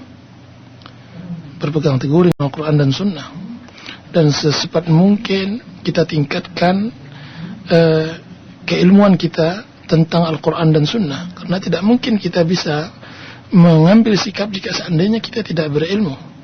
Nah, sikap kita adalah sesegera mungkin untuk menimba ilmu, sehingga kebenaran itu nyata bagi kita dan kita bisa mengambil sikap. Dan kita berdoa kepada Allah agar Allah Subhanahu wa taala memberi taufik, memberi hidayah, istiqamah di jalan Allah Azza wa Jalla. Nah, itu diantaranya. Nah. Baik, kita angkat kembali dari penelpon Ustaz. Assalamualaikum. Waalaikumsalam. Dari mana, Pak? Abu Jauhar, Depok, Pak. Oh iya, silakan, Pak. Assalamualaikum, Ustaz. Salam. Ana ingin tanya, kalau masalah harta, kebetulan orang tua anak yang laki-laki sudah meninggal. Jadi harta yang ada sekarang ini anak-anaknya meredokan untuk ibu. Kira-kira bagaimana Ustaz ya? Apakah kita harus bagi sesuai hukum faraid atau boleh diserahkan ke ibu saja? Ya, kalau seandainya telah sepakat anak memberikan pembagiannya kepada ibunya, maka tidak masalah. Nah, Baik, Ustaz, kita angkat pertanyaan dari pesan singkat dari Nur di Jati Asih. Berkaitan dengan keikhlasan, Ustaz. Bagaimana supaya hati ini senantiasa ikhlas dalam beribadah kepada Allah? Karena terkadang kefuturan dalam hati itu bisa merubah-rubah niat itu, Ustaz. Jazakallahu khair. yang dipusingkan oleh orang-orang saleh, oleh orang-orang bertakwa adalah menjaga keikhlasan kepada Allah Azza wa Jalla. Yang membuat mereka letih, yang membuat mereka berpeluh, yang membuat mereka takut, harap dan semacamnya adalah hal itu. Tatajafa junubuhum anil madaji'i yad'una rabbahum khaufan wa tama'a. Yaitu sudah dingin rasanya kasur karena tidak tersentuh oleh bahu mereka, karena mereka berdoa kepada Allah Azza wa Jalla dengan rasa takut dan tamak. Menjaga keikhlasan ini adalah awal derajat dan akhir derajat. Dia adalah bekal yang selalu dibawa oleh seorang muslim di dalam ibadahnya kepada Allah Azza wa Jalla. Dan dia bukan mudah. Sungguhnya ikhlas dia adalah hal yang berat, dan itu harus dipahami dengan cara akidah yang benar tentang makrifah kepada Allah, makrifah terhadap diri, dan juga harus juga dipahami dengan tentang masalah hal-hal yang berkaitan dengan hati, dan ini biasanya di dalam kajian tazkiyatun nufus. Nah, ya Allah Ta'ala. Baik, demikian untuk selanjutnya akan kita angkat kembali satu penelpon. Assalamualaikum. Dari mana, Umi? Dari Umu Faiz Mutiara Bekasi. Iya, silakan. Assalamualaikum Ustaz. Waalaikumsalam warahmatullahi. Saya minta tolong tadi untuk faedah dari perang Hunain yang kedua itu diulang sekali lagi dan dijelaskan sekali lagi. Saya agak kurang jelas. Jazakallah. Assalamualaikum. Faedah yang kedua, Ustaz, dijelaskan kembali. Yang kedua. Ya, ini berkaitan dengan bersabar dalam memperjuangkan Islam dengan ikhlas. Iya, jadi setiap Muslim yang berjuang di dalam Islam hendaklah tidak mengharapkan hal-hal yang berkaitan dengan dunia. Dan ini adalah semua sebutan para Rasul. La uridu minkum jazaan wala syukura. Aku tidak mengharapkan dari kalian ganjaran dan tidak kata syukur, kata pujian. Hanya mengharapkan Allah Subhanahu wa taala. Sebagaimana Ansar, mereka tidak mereka sekarang paham, waktu itu paham bahwa apa yang mereka perjuangkan kiranya adalah seharusnya untuk Allah Subhanahu wa taala, dan mereka telah paham tentang masalah itu. Ya Allah Ta'ala. Baik, kita angkat kembali satu penelpon. Assalamualaikum. Waalaikumsalam warahmatullahi. Dari mana, Umi? Dari Cikarang. Iya, silakan, Om. Assalamualaikum Ustaz. Waalaikumsalam. Ini tolong Ustaz, gimana caranya memperingati suami supaya mau sholat kembali. Dulunya dia ahli ibadah, cuman karena dunia, harta tahta, dia lalai dari sholat. Sholat wajib atau sholat sunnah? Sholat wajib. Ya, saya sudah dengan berbagai cara memperingati suami, ya dari mulai memberikan dari lisan, kaset ceramah dan lain-lain, dari teman-temannya juga minta tolong doangannya, tapi belum ada hasil. Dan saya juga masih sholat tetap istiqomah berdoa gitu supaya memberikan hidayah kepada suami. Tapi sampai hari ini malah semakin lalai gitu. Setiap kali saya bangunkan, terutama sholat subuh, setiap kali saya bangunkan untuk sholat subuh, dia malah marah-marah. Ya, malah memaki-maki saya, katanya mengganggu tidurnya. Tolong tolong gimana Ustaz solusinya? Assalamualaikum Iya. warahmatullahi wabarakatuh. Assalamualaikum warahmatullahi wabarakatuh. Ya, mungkin salah satu solusinya adalah memberikan untuknya kembali lingkungan yang baik, terutama di rumahnya. Dalam hal ini kita dengan anak-anak harus kita buat lingkungan yang baik, sehingga ketika ia datang di rumah tersebut, ia sudah berada dalam lingkungan yang baik. Mudah-mudahan sedikit banyaknya akan terpengaruh kepadanya. Dan yang kedua adalah kita juga mengupayakan agar ia berteman dengan orang-orang yang baik, teman-teman yang baik. Karena pengaruh teman itu sangat besar di dalam kebaikan atau keburukan seseorang. Jadi membuat lingkungan yang baik, suasana yang baik di rumah tangga, kayaknya mungkin itu harus diperkokoh lagi, dimantapkan lagi sambil kita bersabar. Selalu berdoa dan mengajaknya dengan kesabaran. Yang mudah-mudahan dengan itu kita akan diberi ganjaran oleh Allah Azza wa Jalla. Sebanyak apa musibah yang kita dapatkan, cobaan yang Allah berikan kepada kita, sebanyak pula pahala yang kita dapatkan. Rasulullah SAW bersabda, Inna izamal jazai ma izamil bala. Sesungguhnya besarnya pahala bersamaan dengan besarnya musibah. Nah, anggap bahwa suami ini adalah cobaan yang harus kita hadapi. Dia adalah tantangan yang harus kita selesaikan dan kita bisa lompati. Dan itu yang pertama. Dan yang kedua tadi yaitu mencarikan teman yang baik padanya. Dan yang ketiga mengingatkan ia kembali pada masa lalunya yang saleh, mengingatkan dia kepada masa-masa yang baiknya.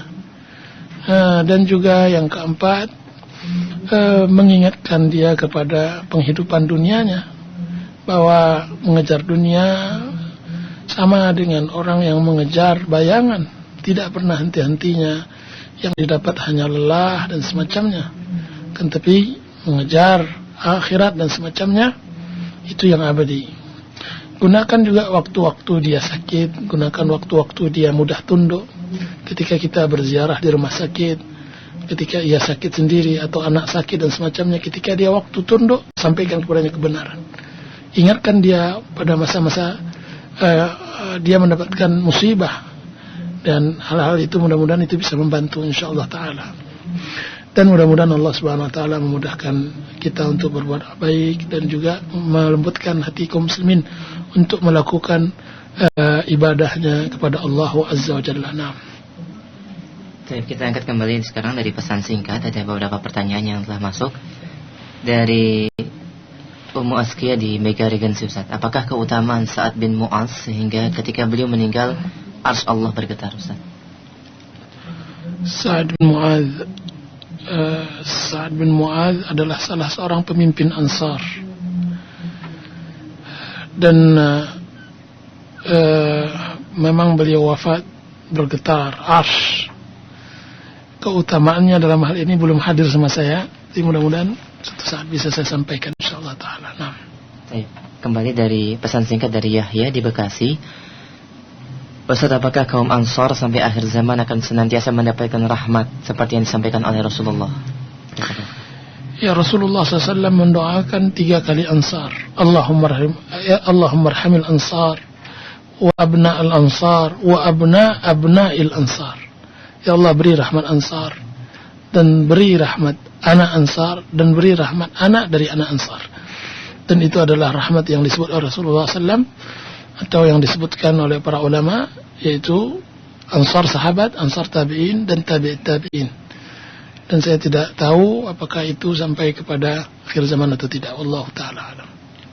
Kita angkat kembali pertanyaan yang senada, Ustaz, dari pendengar kita yang menyimak di internet, dari Arif di Singapura dan dari Abu Sabitah di Jepang.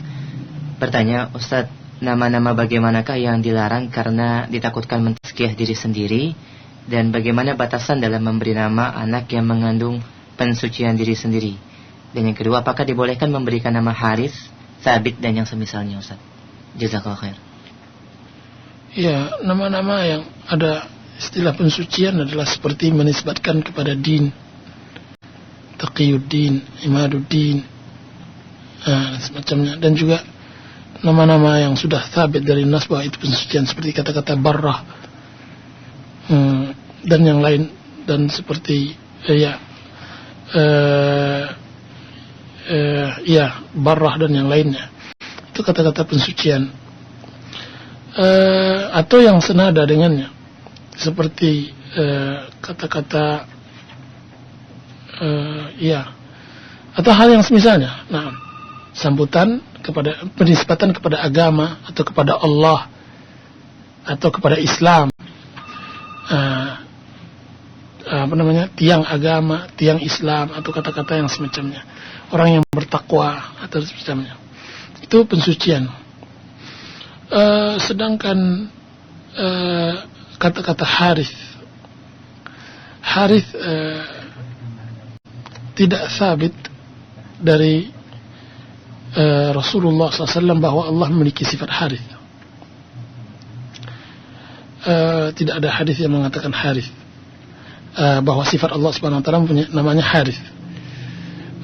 Cuma dia diambil dari sifat fi'il, yaitu firman Allah Subhanahu Wa Taala, antum tazra'unaha wa nahnu zari'un, dan juga ada kata-kata harith di dalam Al-Quran. Sehingga para ulama memakruhkan kata-kata harith itu karena dia adalah sama dengan sifat Allah Azza wa Jalla. Itu yang saya dapat dari yang saya pahami dari Syekh Abdul Muhsin Abbad rahimahullah ta'ala, hafizahullah ta'ala. Sedangkan Thabit, para sahabat banyak menamakan dirinya dengan Thabit, dan para tabi'in dan tabi'in. Jadi tidak masalah kalau yang Thabit. Kalau harith, wallahu a'lam, sebagian ulama makruhkannya. Nah. Ya, ada sedikit tambahan dari pendengar kita di Jepang, Ustaz. Bagaimana dengan penamaan Saleh sebagaimana salah satu nama Nabi, Ustaz? Apakah ini diperbolehkan juga? Saleh, insyaallah diperbolehkan. Nah, banyak nama orang Saleh, insyaallah. Ya. Tapi yang disebutkan tadi adalah penisbatan kepada din, penisbatan kepada agama, kepada Allah dan semacamnya. Nah. Baik. Kita angkat penelpon. Assalamualaikum. Waalaikumsalam. Dari mana, Umi? Dari Tati. Di mana?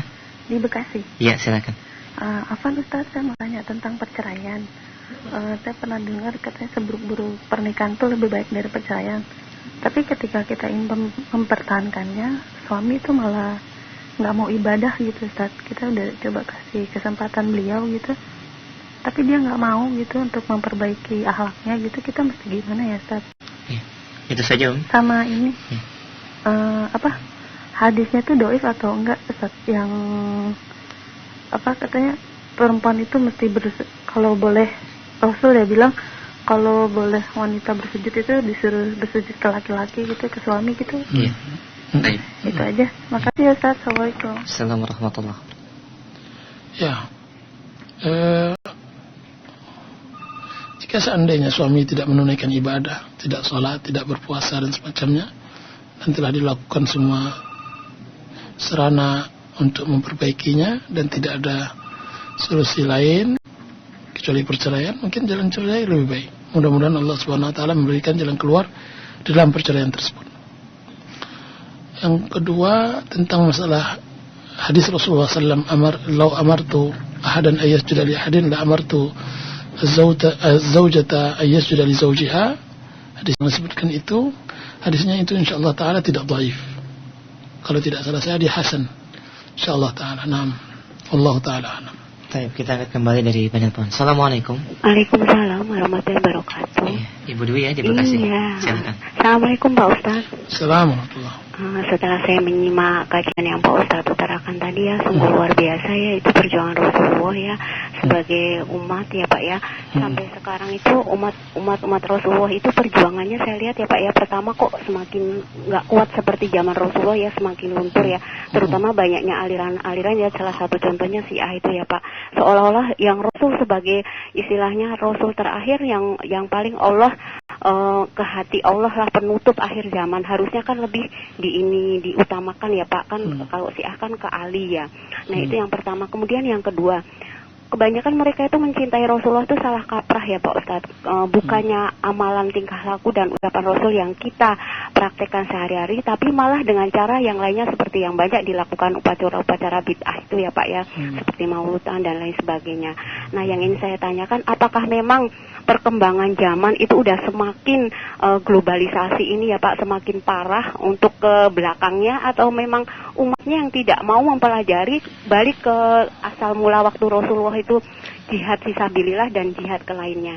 Saya mohon penjelasan Pak Ustadz. Syukron. Assalamualaikum warahmatullahi wabarakatuh. Waalaikumsalam warahmatullahi Assalamualaikum. Rasulullah SAW bersabda, dikeluarkan oleh Imam Bukhari, la yati zamanun illa walladhi ba'dahu syarrum minha. Tidak akan datang satu zaman kecuali setelahnya lebih buruk darinya, dari sebelumnya. Dan ini nas menunjukkan bahwa setiap datang zaman maka dia lebih buruk daripada zaman sebelumnya. Dan jelas bahwa kita berada di akhir zaman, berarti zaman kita jauh lebih buruk daripada zaman kita sebelumnya. Dan ini terbukti dengan kenyataan yang ada bahwa zaman kita adalah zaman fitnah. Di dalam banyak hadis, fitnah bagaikan awan, fitnah bagaikan gelombang, fitnah yang bagaikan hujan turun dan semacamnya. Dan fitnah ini sangat luar biasa.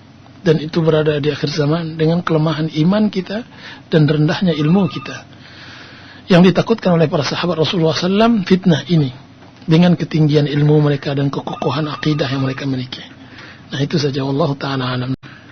Baik, kita angkat kembali dari penelpon. Assalamualaikum. Waalaikumsalam warahmatullahi wabarakatuh. Dari mana Umi? Dari Umu Putri di Keranggan. Fadhal. Ya, kasih. Assalamualaikum Ustaz. Waalaikumsalam warahmatullahi. Kalau kita membaca sejarah ya, mengingat kembali sejarah Perang Hunain ini, itu apakah setiap, kan ini pada Perang Hunain ini kan Allah menurunkan malaikat juga ya pada saat pengiriman informasi ya, mencari informasi mata-mata istilahnya, Allah menurunkan malaikat di situ. Dan kedua, hasil daripada Perang Hunain ini kan banyak sekali rampasan perang ya, harta berlimpah ruah, termasuk senjata dan tawanan para ini wanita, termasuk saudara sesusuan Nabi kayaknya ya, kalau nggak salah itu dia anaknya ya. Shima. Shima ya. Shima. Iya. Terus saya mohon ini Ustaz penjelasan tafsir dari At-Taubah 25 dan 26. Terima kasih Ustaz. Assalamualaikum. Assalamualaikum. At-Taubah 6. Ya, disebutkan di dalam surah At-Taubah tentang peperangan Hunain tersebut. Laqad nasarakumullahu fi mawatin katsiratin wa yawma Hunainin idh a'jabatkum kathratukum falam tughni ankum syai'an wa daqat 'alaykumul ardu bima rahabat thumma wallaytum mudbirin. Sungguh Allah telah memenangkan kalian di tempat-tempat yang sangat banyak sekali, di antaranya Hunain, ketika kalian merasa takjub dengan jumlah kalian, kan tetapi tidak ada manfaat bagi kalian sedikit pun, dan telah sempit rasanya bumi bagi kalian, dengan begitu lapangnya bumi itu. Kemudian kalian lari dalam keadaan pergi dalam keadaan lari. Kemudian Allah Subhanahu wa taala menurunkan ketenangannya kepada Rasulnya dan kepada kaum mukminin. Dan Allah turunkan tentara-tentaranya yang kalian tidak lihat. Dan Allah azab orang-orang yang kafir. Dan itu adalah ganjaran orang-orang yang kafir. Dua ayat ini menerangkan tentang kejadian yang kita telah ceritakan, bahwa kaum muslimin, terkhusus orang-orang mu'allaf, merasa bangga dengan jumlah mereka. Dan tapi kiranya jumlah tidak berpengaruh di dalam perjuangan menegakkan Islam jika seandainya jumlah tersebut berada di atas ketidaktaatan kepada Allah. Dan di sini memberikan faedah bagi kita bahwa hendaklah kaum muslimin jangan mencari jumlah, jangan mencari jumlah, karena kalau seandainya jumlah yang kita cari, maka inilah yang terjadi. Hunain lebih banyak kaum musliminnya, akan tapi kalah di awalnya. Akan tapi carilah yang bermutu, menjadi kualitas yang benar. Allah Subhanahu wa taala katakan, kam min fi'atin qalilatin ghalabat fi'atan katsiratan biidznillah. Berapa banyak kelompok yang kecil mengalahkan kelompok yang besar dengan izin Allah Azza wa Jalla. Jadi wadaqat kumul ardu bima rahubat, dan telah sempit rasanya bumi dengan begitu lapangnya bumi tersebut. Dan begitulah Allah Subhanahu wa taala menurunkan kemenangannya. Berada biasanya pada puncak-puncak kesulitan datanglah kemenangan. Hatta idza stai'asa ar-rusulu wa zannu annahum qad kuzibu ja'ahum nasruna. Sampai ketika sudah putus asa para rasul dan mereka sudah menyangka bahwa mereka didustakan, baru datanglah pertolongan kami.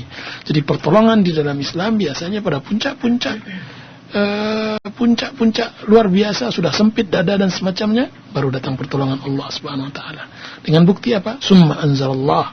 Kemudian Allah turunkan ketenangannya kepada Rasulnya, kepada kaum mukminin, menunjukkan bahwa kemenangan itu dengan sebab Allah memenangkan perang Hunain dengan sebab adanya Rasul dan kaum mukminin dan tentara-tentara.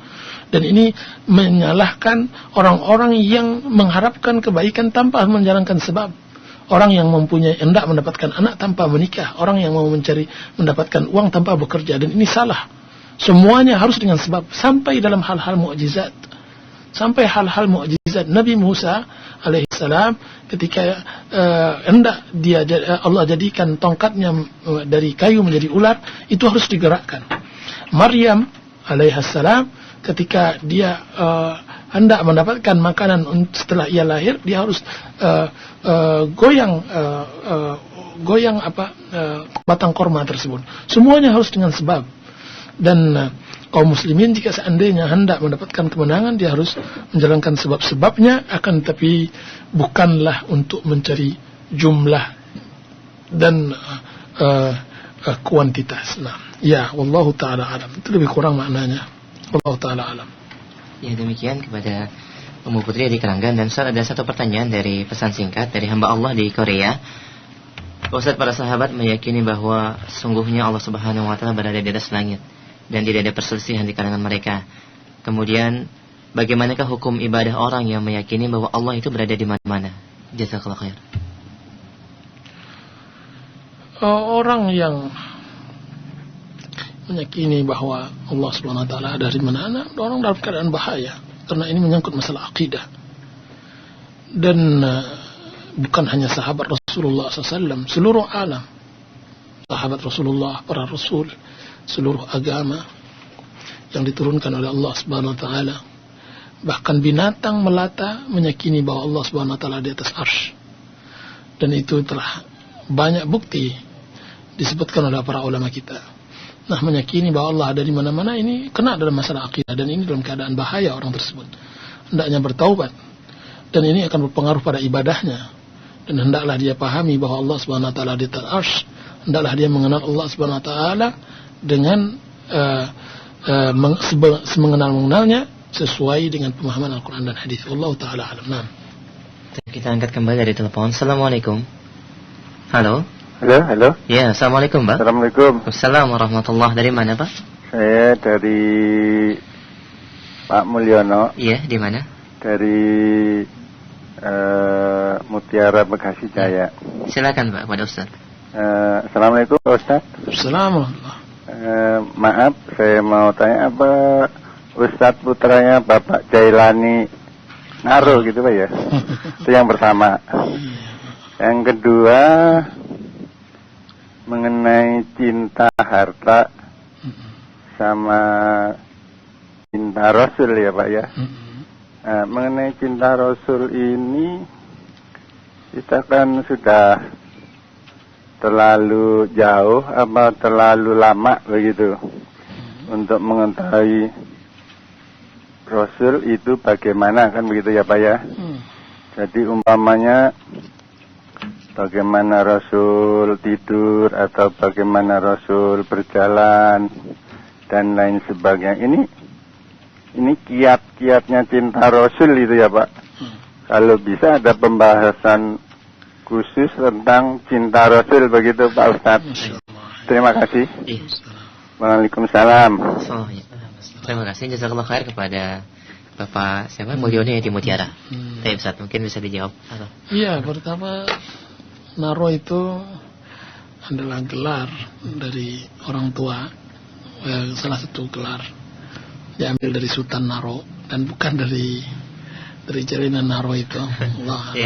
Tapi itu gelar banyak orang-orang di Sumatera menggunakannya, khususnya di Sumatera Barat. Itu mengambil itu, kemudian pindah gelar itu dari orang tua ke saya, dan begitu seterusnya. Nanti mungkin pindah ke anak saya lagi semacam. Ya, itu yang pertama. Dan yang kedua, insya Allah Ta'ala nanti para pemateri di kalangan ustaz-ustaz kita insya Allah akan membahas tentang masalah hal-hal yang berkaitan dengan cinta Rasul. Semua kehidupan Rasulullah SAW hendaklah kita pahami, dan mulai beliau bangun dari tidur sampai tidur dan begitu seterusnya. Karena beliau adalah qudwah, uswah. Dia adalah panutan. Dia adalah acuan hidup, dan dia harus dimengerti, harus dipahami detik-detiknya. Seorang muslim memahami hidup Rasulullah SAW per detik, per waktu, sehingga benar apa yang ia ucapkan setiap paginya, raditu billahi rabban wa bil islami dina wa bi muhammadin nabiyya wa rasulah. Bahwa dia redha bahwa hari itu, pagi itu, ia telah redha bahwa Muhammad adalah nabi dan rasulnya. Insyaallah taala Bapak, kita akan menerangkan tentang masalah hal-hal seperti itu. Dan saya rasa semua hadis-hadis Rasulullah, semua sabda-sabda Rasulullah itu berkaitan tentang hal-hal yang seperti itu. Nah, baik, kita angkat kembali dari telepon Ustaz. Assalamualaikum. Waalaikumsalam. Dari mana Umi? Dari Umu Albani. Di Cibarusah ya? Iya. Ya, silakan. Pak Ustaz, saya cuma pengen nanya, kapan Ustaz bisa mengisi kajian di Cibarusah? Itu aja. Syukran. Assalamualaikum. Waalaikumsalam warahmatullahi wabarakatuh. Iya, mudah-mudahan Allah SWT memudahkan itu semua, insyaAllah Ibu. Iya. Kita angkat kembali Ustaz dari telepon. Assalamualaikum. Halo, Assalamualaikum Ustaz. Waalaikumsalam. Dari mana Bang? Dari Abdul Jurufi, Cilangsi. Iya, silakan. Barakallahu fiik Ustaz. Iyakumullah. Beberapa ikhwan di antara kami merasa begitu berat memegang para ujian. Berat berdiri tegak dalam menuntut ilmu sunnah di tengah awan hitam kejahilan, di mana mereka terkucilkan atau tolakkan dalam tumpukan lamaran pekerjaan, di mana mereka tersedihkan dalam lilitan hutang atau kepanjangan, dan sempitnya celah ekonomi yang hanya untuk mengisi, hanya untuk menyuap 2 atau 3 mulut untuk diisi, di mana mereka terus digoda oleh bujukan tangan-tangan syaitan di kanan kiri. Mohon beri kami nasihat Ustaz agar kami dalam perih ini tetap selalu bersama. Betul, jazakallah khair. Iya, bahwa kesusahan hidup yang dihadapi oleh kita di zaman sekarang ini tidak akan lebih parah daripada kesusahan hidup yang dihadapi oleh Rasulullah SAW dan para sahabatnya di awal Islam. Bahkan mereka lebih berat. Akan tapi di saat-saat mereka susah hidupnya, bersamaan dengan itu mereka bisa berbuat banyak. Di saat-saat itu mereka berbuat banyak. Ini Abu Hurairah sampai beberapa kali dia pingsan karena kelaparan. Ini Ahlus Suffah sampai harus meminum air susu 1 gelas untuk berpuluh-puluh orang dari tangan Rasulullah SAW. Ini Rasulullah SAW, batu bata di perutnya 2 buah. Ini mereka sampai pecah-pecah bibir mereka hanya memakan daun. Sampai kotoran yang mereka keluarkan itu benar berbentuk daun pula. Tidak ada lagi. Kan tapi bersamaan itu mereka bersabar.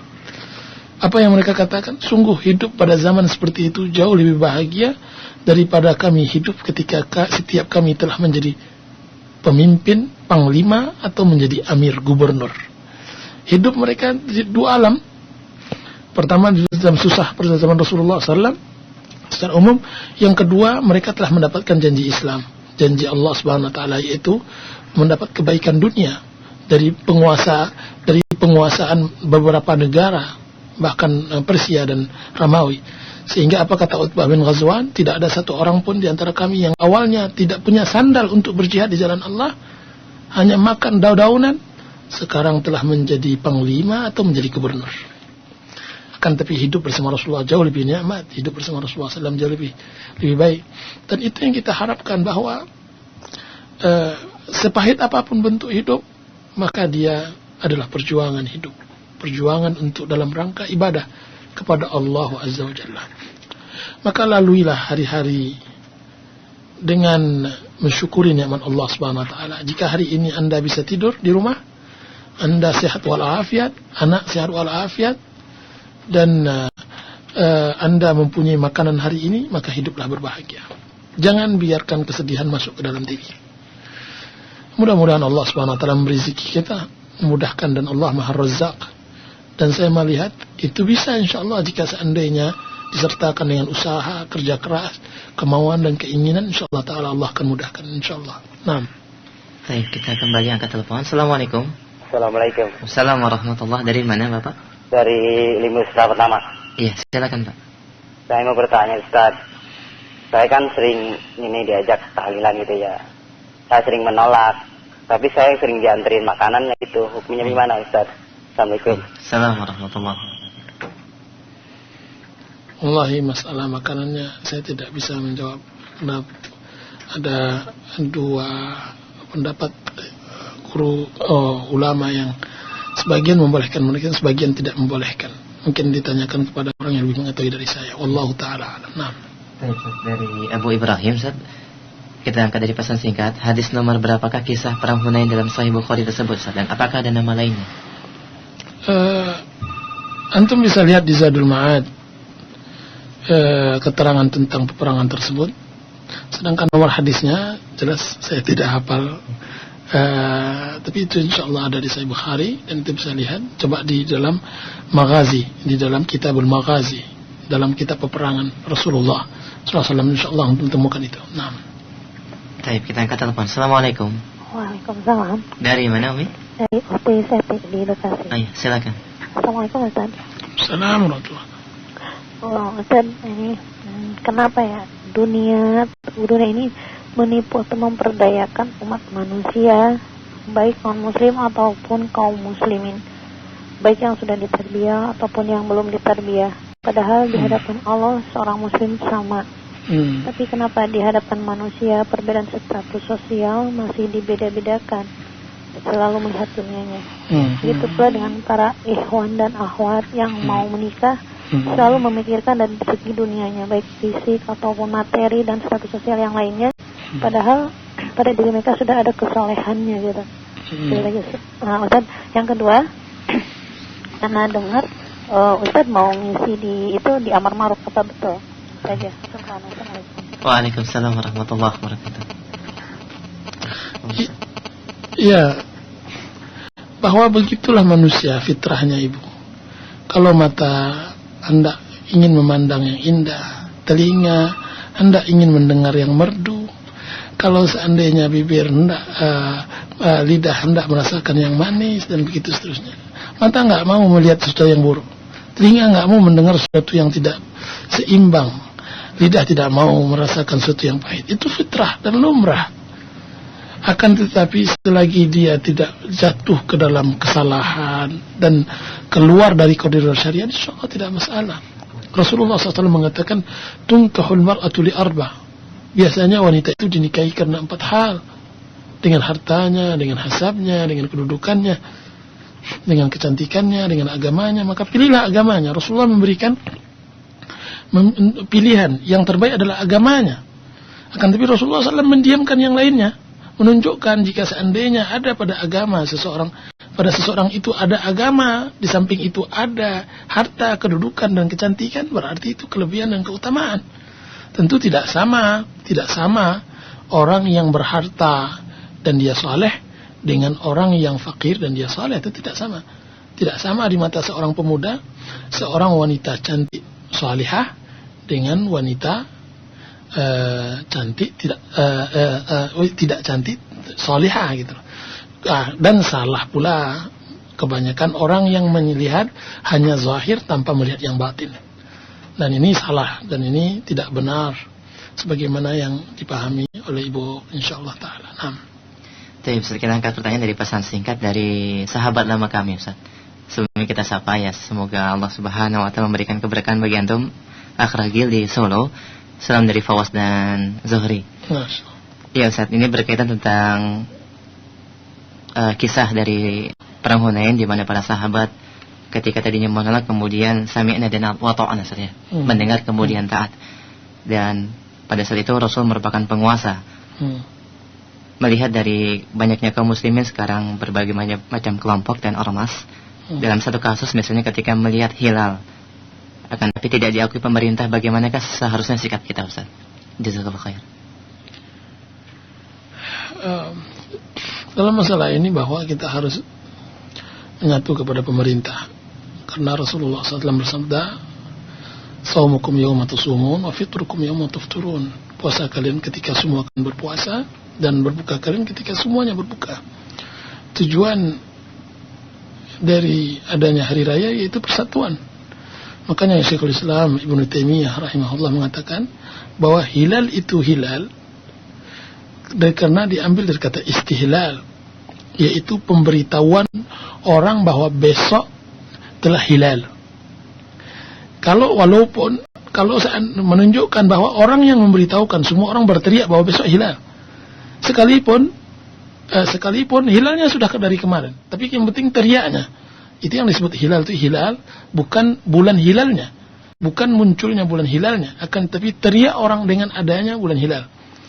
Ini menunjukkan bahwa ketika semua orang sudah menyatakan bahwa hari itu telah masuk bulan Ramadan atau keluar Ramadan, maka saat itulah kita bersama kaum muslimin.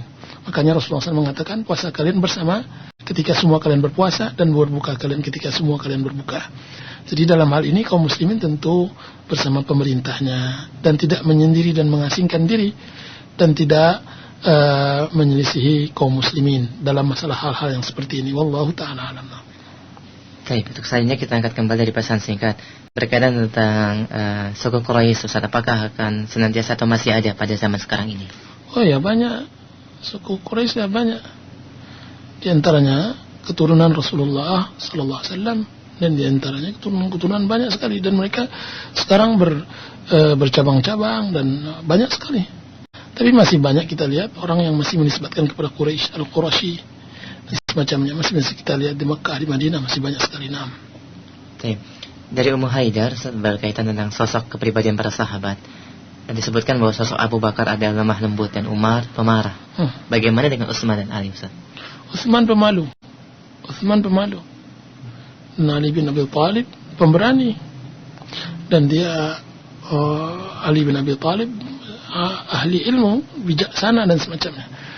Ya Allah Ta'ala alam, semua sahabat mempunyai kelebihan dan mempunyai keutamaan. Ada yang mendapatkan semua keutamaan, ada sebagiannya dan semacamnya. Dan keutamaan Khulafaur Rasyidin sesuai dengan kedudukan mereka di khalifah. Abu Bakar, kemudian Umar, kemudian Utsman, kemudian Ali bin Abi Thalib radhiyallahu anhum ajmain. Nah. Iya, bagi para pendengar kita masih punya waktu yang tersisa sedikit ya, 10 menit lagi. Bagi Anda yang ingin bertanya, bisa melayangkan di line telepon atau di line SMS. Assalamualaikum. Waalaikumsalam. Iya, dengan siapa di mana, Umi? Dengan Umi di taman. Oh iya, silakan. Iya. Assalamualaikum, Ustaz. Assalamualaikum. Mohon nasihat dan doanya dari Pak Ustaz untuk anak saya, dikarenakan ia sangat sering melalaikan sholat subuhnya, Pak Ustaz. Syukron. Assalamualaikum. Assalamualaikum. Mudah-mudahan Allah Subhanahu wa taala memberikan kemudahan bagi kita semua untuk menjalankan ibadah, dan juga dimudahkan oleh Allah Subhanahu wa taala untuk membina anak-anak dengan baik, dan juga anak-anak menjadi anak yang saleh, anak yang taat kepada Allah. Rabbana hab lana min azwajina wa dhurriyyatina qurrata a'yun waj'alna lil muttaqina imama wa aslih lana dhurriyyatana wa aslih lana dhurriyyatana wa aslih lana dhurriyyatana. Mudah-mudahan Allah Subhanahu wa taala mendengarkan doa kita. Innahu sami'un mujib. Sallallahu ala nabiyina Muhammad. Baik, kita angkat kembali dari telepon. Assalamualaikum. Iya, terputus, Ustaz. Berkaitan dengan faedah yang ketiga dari kisah Hunain ini, bagaimanakah cara atau kiat-kiat bagi seorang muslim dan muslimah untuk memiliki sikap yang qanaah terhadap apa yang Allah berikan kepada kita? Terkadang kita merasa kekurangan, padahal apabila kita melihat dari nikmat yang Allah berikan begitu sangat banyaknya. Jazakallahu khair. Ya, melihat yang bawah dalam masalah nikmat Allah, dan melihat yang atas dalam masalah ibadah kepada Allah. Melihat ke bawah, bergaullah dengan orang-orang fakir, kenalilah orang-orang anak yatim, orang-orang yang membutuhkan. Sering-seringlah ke rumah sakit, datanglah ke kuburan dan semacamnya. Itu adalah tempat-tempat yang akan menjatuhkan keinginan dan kemauan dunia kita. Tapi kalau seandainya kita bergaul dengan orang-orang pemilik dunia, hawa nafsu yang sangat banyak dan semacamnya, maka tentu tidak akan bisa menjaga qanaah kita di dalam hidup. Dan yang kedua, mengertinya kita dalam menghayati hidup, kedalaman pemahaman kita di dalam hakikat hidup dan semacamnya itu akan mengantarkan kita kepada qanaah dalam hidup. Naam. Baik, kita angkat telepon. Assalamualaikum. Ya, assalamualaikum. Salam. Ya, dengan siapa Pak? Dengan Muhammad. Di mana Pak Muhammad? Di Jatirasa. Ya, silakan. Assalamualaikum Ustaz. Waalaikumsalam. Mohon penjelasan. Nah. Anda pernah dengar ada satu hadis Rasulullah di mana untuk minum air Zam-Zam beliau berdiri kemudian dengan tangan kiri atau benar demikian. Jazakallah. Assalamualaikum warahmatullahi wabarakatuh. Waalaikumsalam warahmatullahi wabarakatuh. Tidak ada Rasulullah SAW minum tangan kiri. Beliau minum air Zam-Zam pernah berdiri memang, sebagaimana dalam riwayat. Akan tapi berdiri beliau waktu itu dalam posisi tidak mungkin duduk. Dan di sini diperbolehkan minum berdiri kalau seandainya memang tidak mungkin kan duduk dan semacamnya. Halnya sama dengan masalah buang air kecil. Diperbolehkan berdiri jika seandainya malah duduk itu malah mendatangkan dan malah menyusahkan, menjauhkan dari najis dan semacamnya. Nah, hukum asalnya minum duduk dan kencing duduk gitu. Allah taala alam. Baik, kita angkat kembali dari penelpon. Assalamualaikum. Assalamualaikum. Assalamualaikum warahmatullahi. Dari mana Umi? Dari Fatimah di Cikarang. Iya, silakan. Assalamualaikum Ustaz. Waalaikumsalam warahmatullahi. Ustaz, mohon doanya. Saya sudah 8 tahun menikah tapi belum punya keturunan. Mohon doanya Ustaz. Iya. Assalamualaikum. Assalamualaikum warahmatullahi wabarakatuh. Ya, mudah-mudahan Allah Subhanahu wa taala memberikan kaum muslimin yang boleh mendapatkan anak zuriyah salih, keturunan yang salih. Dan jangan lupa doa Nabi Zakaria, Rabbi la tadarna fardan, Rabbi la tadarni fardan wa anta khairul warithin. Rabbi la tadarni fardan wa anta khairul warithin. Dan insyaallah sungguhnya hal itu sangat dekat bagi orang-orang yang saleh. Dan semuanya adalah takdir Allah Subhanahu wa taala dan harus kita ridai dan kita berusaha maksimal mungkin untuk mendapatkan hal yang seperti itu. Naam, wallahu taala alam. Iya, kembali dari telepon kita angkat. Assalamualaikum. Waalaikumsalam warahmatullahi wabarakatuh. Dari mana, Pak? Dari Pak Dikit, Pak. Di mana? Di Romangun. Silakan, Pak. Assalamualaikum Ustaz. Waalaikumsalam warahmatullahi. Anda mohon penjelasan Ustaz. Utsman bin Affan radhiyallahu anhu meninggal karena dibunuh Ustaz. Dibunuh ya. Mohon penjelasannya Ustaz. Jazakumullah. Assalamualaikum warahmatullahi wabarakatuh. Penjelasannya tentang terbunuhnya Utsman sangat panjang sekali, butuh kajian berapa kali pertemuan. Kan tapi dibunuh beliau oleh orang-orang yang memang disengaja oleh Abdullah bin Sabah agar memberontak terhadap pemerintahan Utsman bin Affan karena hal-hal yang memang tidak beralasan. Terbunuhlah sang syahid Utsman bin Affan, sahabat yang mulia. Dengan terbunuhnya muncullah kelompok firaq-firaq yang akan menghancurkan Islam itu sendiri, dan itu adalah musibah terbesar. Dan terbunuhnya Utsman bin Affan bukan hal yang mudah. Tidak bisa hal itu tidak bisa diselesaikan oleh para kesatria dan semacamnya. Abu Hurairah lari, Ali bin Abi Thalib menjauhkan dan semacamnya karena posisi sangat berat pada waktu itu. Tidak mungkin kita terangkan dalam posisi sekarang ini, kan tapi mudah-mudahan ada kesempatan kita bisa menerangkan tentang bagaimana terbunuhnya Utsman bin Affan. Nah, baik Ustaz, mungkin ini satu penelpon terakhir dan satu SMS terakhir Ustaz ya. Ya, kita angkat. Assalamualaikum. Waalaikumsalam. Dari mana Umi? Faiz yang tadi. Iya, silakan.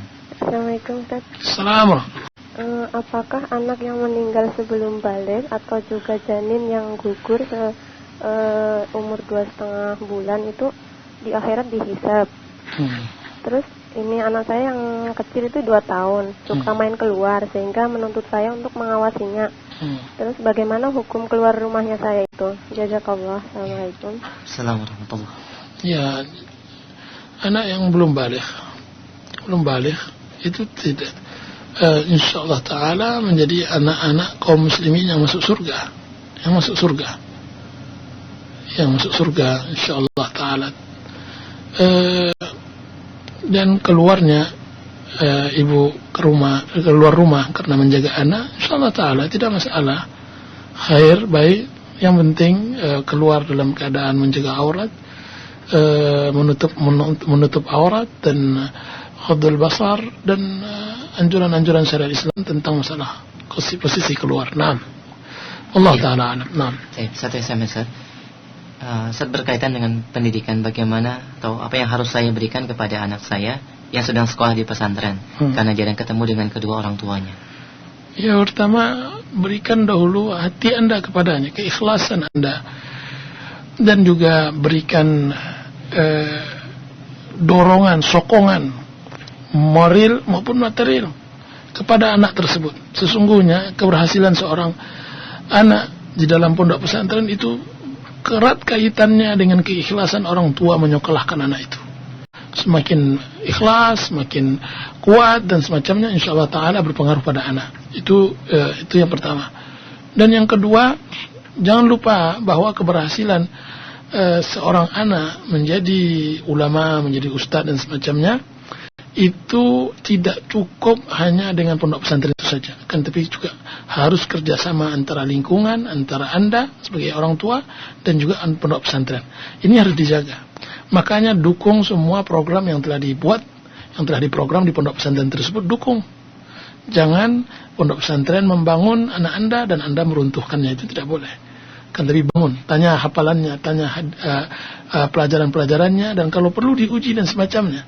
Beri dia sanjungan, beri dia hadiah jika seandainya ia berhasil, dia lulus, dia bagus, dan beri dia peringatan atau beri dia dorongan dan semacamnya jika seandainya dia lalai dan semacamnya. Ya, terutama pada masa-masa dia butuh hal-hal yang seperti ini ketika dia berumur masa-masa pubertas dan semacam. Dia butuh sokongan, dukungan dari Anda. Semoga dia menjadi anak yang soleh kemudian harinya. Nah, ya, tapi Ustaz, mungkin sekelumit dari kajian radio kita pada malam hari ini diberikan kesimpulan akhir, Ustaz. Fadhol. Nah, kesimpulan akhirnya adalah bahwa seorang muslim hendaklah mempelajari sejarah-sejarah kehidupan Rasulullah SAW bersama sahabatnya. Karena tidak mungkin kita bisa mencintai Rasulullah dan tidak mungkin kita bisa mencintai sahabat Rasulullah kalau seandainya kita tidak mempelajari kehidupan mereka. Dan setelah kita mempelajari dan mengetahui, bahwa praktekkan di dalam hidup kita. Memang Rasulullah SAW telah wafat, akan tapi bukankah hadis-hadisnya masih berada bersama kita? Memang Rasulullah SAW tidak bersama kita, akan tapi bukankah sunnah-sunnahnya masih bersama kita? Maka bermuamalahlah engkau sebagaimana para sahabat bermuamalah dengan kepada Rasulullah Sallallahu Alaihi Wasallam. Ini yang kita harapkan, sehingga tercipta sebuah generasi, sebuah qurun, yaitu kembali kepada Al-Quran dan Hadis sesuai dengan pelaksanaan praktek para sahabat Rasulullah Sallallahu Alaihi Wasallam. Nah, wasallallahu ala nabiyina Muhammadin wa ala alihi wa sahbihi wasallam. Wassalamualaikum warahmatullahi wabarakatuh.